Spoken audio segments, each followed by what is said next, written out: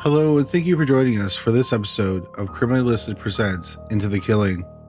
If you have a suggestion for a case you want us to cover on Into the Killing, we'd love to hear from you.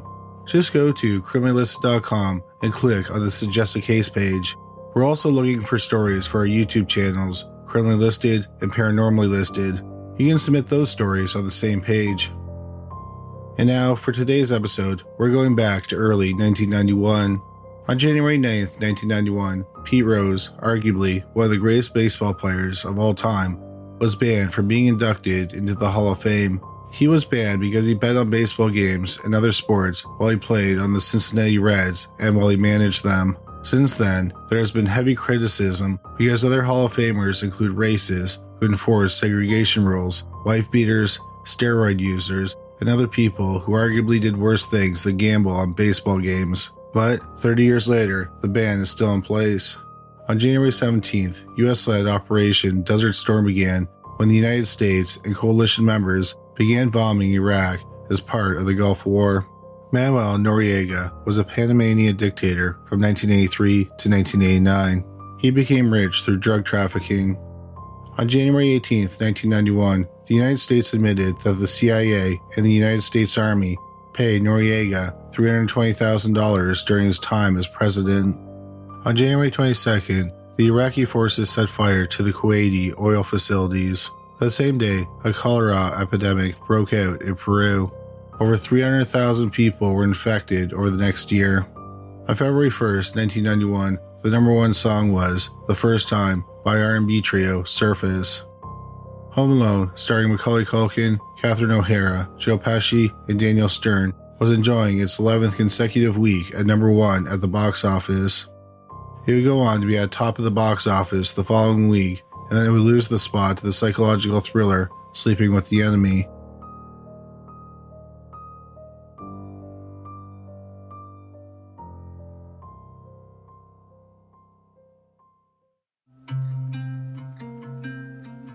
Holiday, Utah was settled by a group of Mormon pioneers called the Mississippi Company in 1848. It became the first village in Utah outside of Salt Lake City. It's the oldest continuous settlement in Utah because Salt Lake City was abandoned in 1857 during the Utah War. Today it's part of the Salt Lake City Statistical Metropolitan Area. In 1991, it only had a population of about 14,000 people. One of those residents was 78-year-old Lucille Johnson. Johnson was a widower who lived alone. She was a devout member of the Church of Latter-day Saints. On February 1st, she visited a sick neighbor in the hospital. She then dropped off food to another neighbor who was ill. Then she took her car to the dealership to get serviced, and an employee of the dealership dropped her off at home.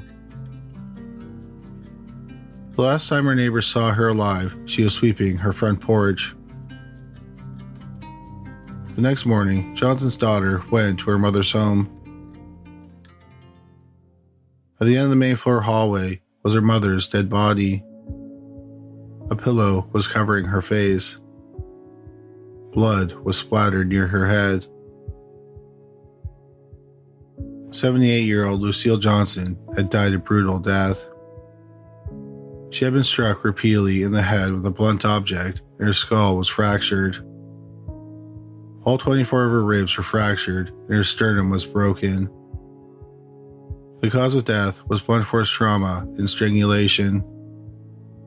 A few things were stolen, like a high-end purse, some rings, and necklace, but other items, like her wallet, were left behind. The police found no signs of a break-in or forced entry. The storm door was open, which was odd according to Johnson's daughter. When Johnson was home, she always locked her doors. Because of the brutality of the murder, the police thought that the murder was personal.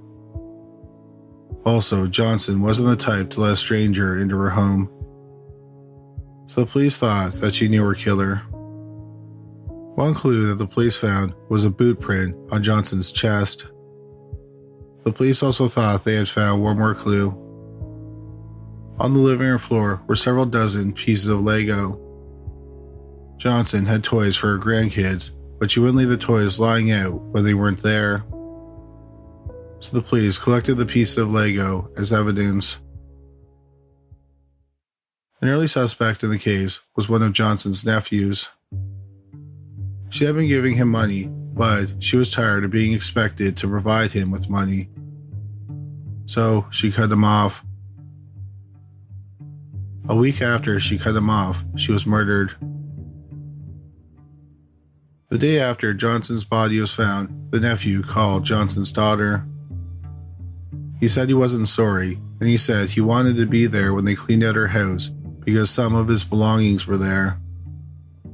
Johnson's daughter thought that this was an incredibly odd and disturbing reaction to her murder. The police investigated the nephew. They compared his boot print to the print found on Lucille Johnson's chest. It was not a match. The police couldn't find any other evidence, so he was cleared as a suspect. The police also considered the possibility that a serial killer murdered Lucille Johnson. That's because she was not the only older woman murdered in her home in the Salt Lake City area in recent years. The first murder happened 9 years earlier on March 17, 1982. A man kicked down the door of 81-year-old Bertha Hughes. Hughes lived alone in Salt Lake City. The home invader raped and beat her to death. Months later, on August 18, 1982, the body of 72-year-old Wilhelmina Reed was found in her apartment in Salt Lake City. She had been beaten in the head with a blunt object. Several valuable items were stolen from her home.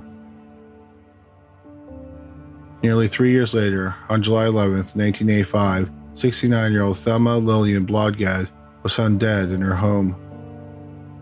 There were no marks or obvious signs of violence on her body. The medical examiner thought she had a heart attack and died. Blodgett's daughter was sure that her mother had been murdered. She was a vibrant and energetic woman. Plus, her daughter found items missing from her home. She tried to get the police to investigate her mother's death as a homicide, but they refused. They considered the case closed. But 5 years later, a witness came forward with new information. So in June 1990, Blodgett's body was exhumed and another autopsy was performed. It was determined that she had been murdered. She was most likely suffocated with a pillow. 83-year-old Drusilla Overd lived alone in Salt Lake City. She was supposed to call her son on the night of July 17, 1985. He went to her apartment the next morning when he had not heard from her. He found her nude dead body in the bathroom. Initially, it was thought that her death was natural, so her dead body was taken to the funeral home. Employees at the funeral home noticed some odd marks on her neck, so the police were called. Turned out that Overd had been murdered. She had been strangled to death. Weeks later, on August 17, 1985, 88-year-old Ethel Lukow was found dead in her Salt Lake City home. As the morticians were moving her body to prepare her for burial, they noticed bruising on her neck. So an autopsy was performed, and her death was ruled a homicide. 73-year-old Lucille Westerman lived 3 blocks from Lukow, and they knew each other. Westerman had attended Lukow's funeral. On August 23rd, just days after the funeral, Westerman was found unconscious in her bed. Westerman was taken to the hospital, but she never woke up. She died 6 weeks after being admitted to the hospital. The doctors thought she had been suffocated with a pillow. On the day after Christmas, 1985, 79-year-old Jean Murr planned to go to Utah County with her sister and brother-in-law.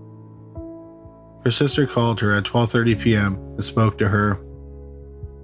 At 1 o'clock, they arrived at her home in Kearns, a metro township in Salt Lake City.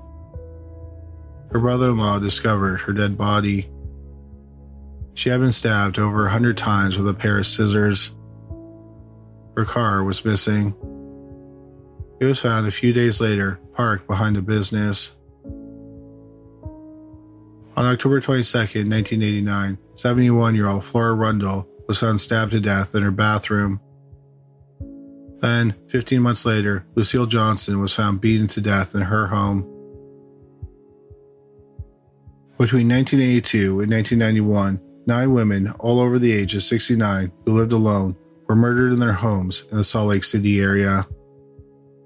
No one was arrested for any of the murders. We're just going to take a short break to bring you a word from our sponsor, Best Fiends. The other day, I went to a house party. It's been a while since I've been to one, and everyone was a bit nervous because of everything that's been going on lately. After a while, people realized I was missing from the party. I said I'd be right back, and then I went upstairs, alone. Several people started searching for me, and on one of the beds, they found me playing my favorite Match 3 game, Best Fiends. Best Fiends is one of the few things I'm obsessed with, and I love sneaking off to play a few levels. I'm actually on level 912, and I can't believe it. Before this, the furthest I've ever made it in a video game was level 8, and that was in the 1980s. But Best Fiends is so fun and easy to pick up that I play it anytime I get a few spare moments. One of my biggest pet peeves is being put on hold when I call the bank. But the other day, I used that time to play Best Fiends. Then I made them wait until I finished the game. Honestly, that was one of the better days of my life recently. I'm not the only one who loves Best Fiends. It's been downloaded over 100 million times. I love it because it never gets boring and new events are being added all the time. And in these events, you can win exclusive items, characters, and rewards. Download your new favorite getaway, Best Fiends, for free today on the App Store or Google Play. You'll even get $5 worth of in-game rewards when you reach level 5. That's Friends with FDR, Best Fiends. The police did have a suspect in some of the murders, but not all of them. The suspect's name was Daniel Troyer. Troyer's criminal history dates back to 1979 when he was 20 years old. He pleaded guilty to attempting to rape a 71-year-old woman who had paraplegia and used a wheelchair. He was paroled in 1982, but then he was quickly arrested for burglary. He was in prison until the summer of 1985. He was released weeks before Drusilla Overd was killed. 2 days after the murder, Troyer went to the hospital because he had a broken hand. Exactly 2 weeks after the murder, Troyer was caught robbing the house of a 7-year-old woman who lived 2 blocks from Overd's home. He pleaded guilty to burglary and he was sentenced to 15 years in prison. He was released again in the summer of 1988 and placed in a halfway house. On August 17, 1988, the day 88-year-old Ethel Lukow was killed, Troyer left the halfway house to apply at a barber college. The barber college was 3 doors down from Lukow's home. Shortly after the murder, Troyer ran away from the halfway house and went to Washington State. But he was arrested and sent back to prison. The police compared his hair and pubic hair to hairs found in Lukow's body. They were consistent. Also, 2 blood types were found on a pillow in Lukow's home. One was AB and the other was type O. Troyer had type O blood. While Troyer would eventually be charged with some of the murders, the police knew he didn't kill Lucille Johnson. That was because he was in prison when she was murdered. And also left 7 unsolved murders. The police worked on Lucille Johnson's case for over a year, and then it was shelved. Over the next several decades, several of the murders were solved. In January 1989, Daniel Troyer had been charged with Ethel Lukow's murder. But 2 years later, the judge ruled that certain evidence can be used against him. This included Troyer's sister's statement that he had asked her to provide him with an alibi for the time of the murder. Also, 2 inmates said that Troyer had admitted to committing the murder. Then there were the results for the hair tests. So the murder charge against Troyer was dropped, but the district attorney appealed. In 1996, the Utah Supreme Court ruled that the evidence could be used. So Troyer was again charged with capital murder. In 1998, DNA testing was done on evidence from Lucille John's crime scene. It was compared to Troyer's DNA, and it was a match. So he was charged with her murder as well. In June 1999, Troyer agreed to a plea deal. He pleaded guilty to the murders of Ethel Lucille and Lucille Johnson. He was sentenced to life without parole instead of being sentenced to death. The police also believe that Troyer killed Thelma Lillian Blodgett and Lucille Westerman, but there wasn't enough evidence to charge him. When Troyer pleaded guilty, he was 15 months away from being released on the 1985 burglary conviction. Then, in 2013, Lucille Johnson's case was reopened. Fingernail scrapings have been saved. DNA testing was done on them and a profile was created. The DNA was then entered into the FBI's combined DNA index system, also known as CODIS. A match to the DNA was found. It belonged to a 46-year-old man named John Edward Sansing. When his DNA was linked to the murder, John Sansing was on death row in Arizona. On February 24, 1998, while living in Phoenix, Arizona, John called a local church and asked for a food box to be delivered to his home. John's wife, Kara Sansing, was at work when he requested the box. When she came home, they smoked some crack cocaine together. John then told Kara, while their 4 children listened, that he planned on robbing the person delivering the food box and then use the money to buy some more crack. 41-year-old Trudy Calabrese arrived at the family's home with 2 boxes of food. In the kitchen, Kara chatted with Calabrese while John signed for the food. Then, while Calabrese was distracted, John attacked her and threw her to the floor. Kara and John tied up Calabrese while their children watched.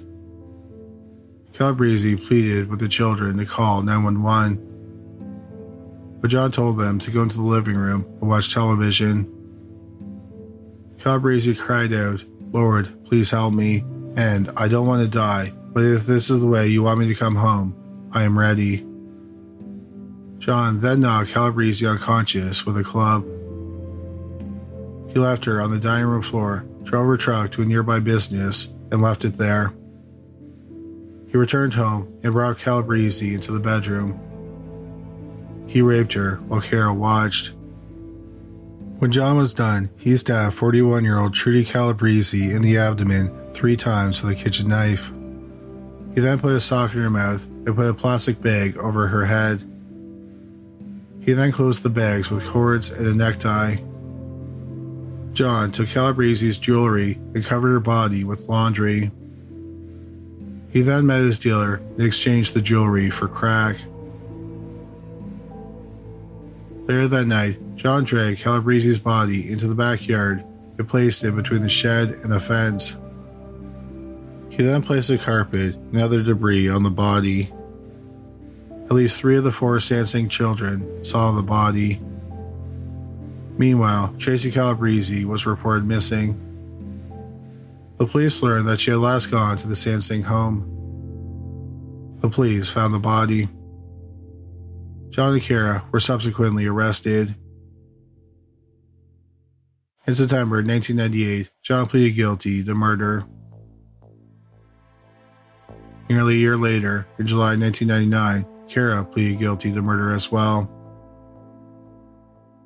John was sentenced to death, and Kara was sentenced to 25 years in prison. After John's DNA was linked to the murder of Lucille Johnson, the lead detective decided to interview him. But he decided not to ask him questions about Johnson's murder. Instead, he asked him questions they had no reason to lie about. For example, he asked Sansing where he was living when Johnson was killed and what he was doing for work. Johnson said that he was living in Salt Lake City and he worked at a car dealership. This immediately caught the attention of the detective. On the morning Johnson was killed, she took her car to a dealership to get repairs done. The detective also thought there were possible similarities between Tracy Calabrese's murder and Johnson's murder. Specifically, John didn't seem to mind committing the murder when his children were around. When Johnson was killed, John and Kara had 2 children. Did John possibly bring his family to the murder of Lucille Johnson? If John had knocked on Johnson's door with his wife and 2 kids with him and said they needed help, for example, Johnson probably would have been more likely to let them into her home than a single man. The detective also thought that there might be a way to prove that the children were in the house when the murder was committed. One odd thing that was sitting out at Johnson's home was the Lego pieces. The detective wondered if one of the Sansing children played with the Lego. It turns out there was a way to prove it. One thing that never changes as we get older is our fingerprints. Fingerprints were found on the Lego pieces.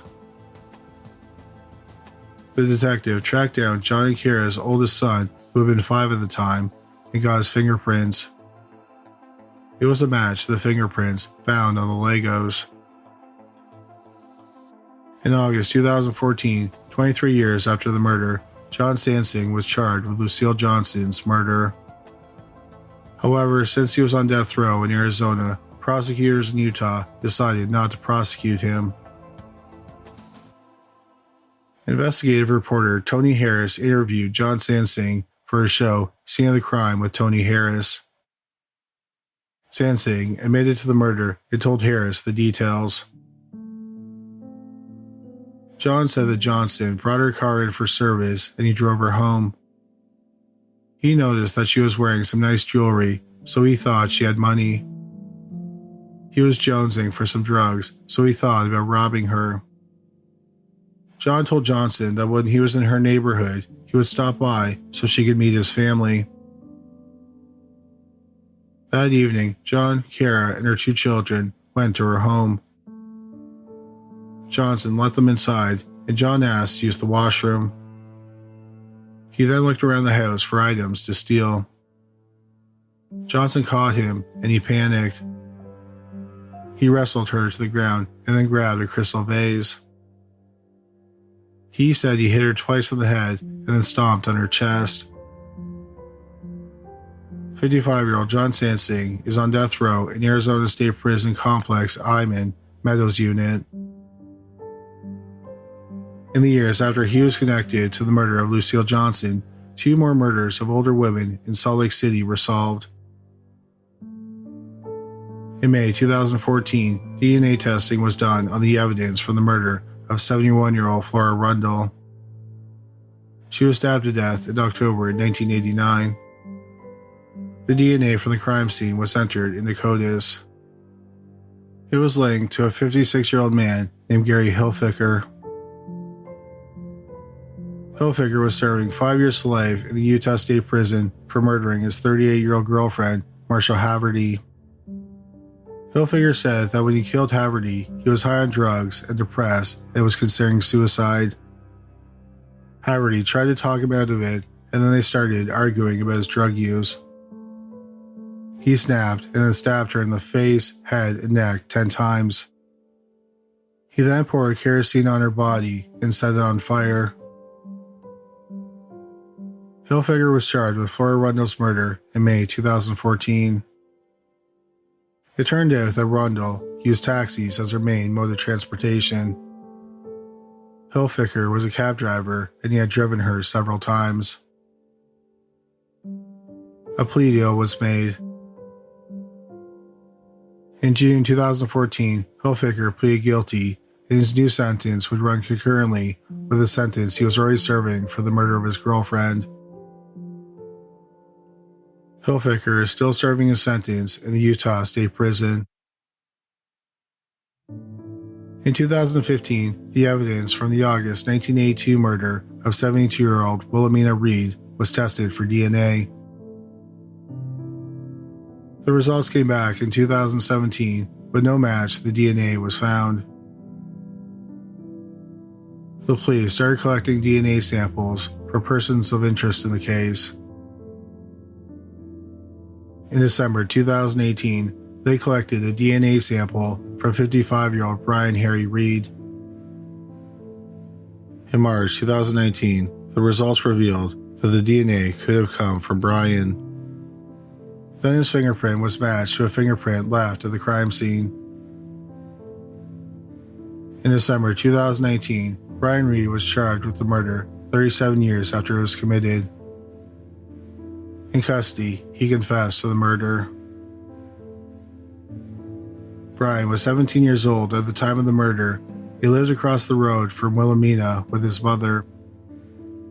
Wilhelmina went to Brian's home every morning to have coffee with his mother. He said that she had a lot of expensive jewelry, so he decided to rob her. He entered her home through a window and found her in the bedroom. He beat her in the head with a small baseball bat. Sometime earlier, Brian's mother had purchased a plane ticket for him to go to Nebraska. He left Utah on the day of the murder. Brian Reed has yet to go to trial, but he has pleaded not guilty.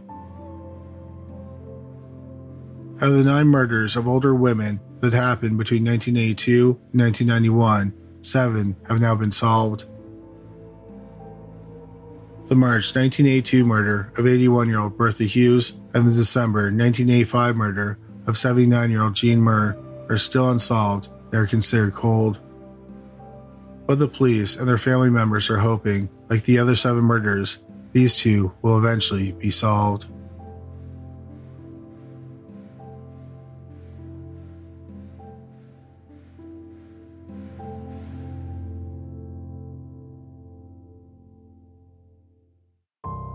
Thank you so much for listening to this week's episode. Please don't forget to check out our YouTube channels, Criminally Listed and Paranormally Listed. But that's all for today. Thank you again for listening. Please take care of yourself and stay safe.